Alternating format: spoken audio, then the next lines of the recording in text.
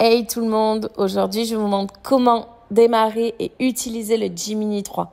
Si vous venez de l'acheter et que vous avez peur de l'éclater contre un arbre dès le premier vol, restez bien jusqu'à la fin, on va voir les bases pas à pas pour commencer en toute sécurité. Alors déjà, première étape, on démarre le drone et la télécommande, donc on appuie une fois sur le bouton d'alimentation, puis une deuxième fois en laissant le doigt appuyé pour l'allumer.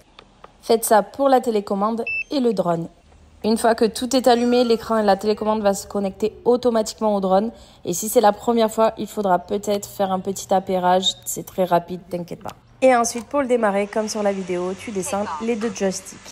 Et c'est là que ça devient fun. Donc, je vais te montrer les deux joysticks, à quoi ils servent.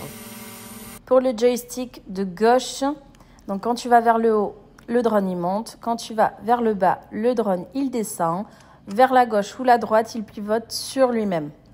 Et ensuite, pour le joystick de droite, vers le haut, le drone, il avance, vers le bas, il recule, vers la gauche ou la droite, il se déplace latéralement. Donc, en conclusion, le joystick de gauche, il gère la hauteur et la rotation, et la droite gère les déplacements horizontaux. En ce qui concerne la caméra et l'orientation, donc juste au-dessus du joystick à gauche, tu as une petite molette. Elle permet du coup d'incliner la caméra vers le haut ou vers le bas. Et ensuite, tu peux aussi toucher l'écran pour modifier les réglages, donc photo, vidéo, qualité, etc. Mais ça, on le verra au pire dans une prochaine vidéo. Mais quelques conseils pour débuter. Va dans un endroit dégagé, donc évite les arbres, les lignes électriques. Ensuite, vole lentement au début pour te familiariser avec les télécommandes. Et active le mode débutant dans les paramètres pour limiter la hauteur et la distance.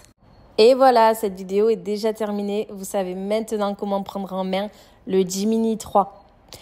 Dis-moi dans les prochaines vidéos qu'est-ce que tu souhaites aborder. Dis-le-moi dans les commentaires.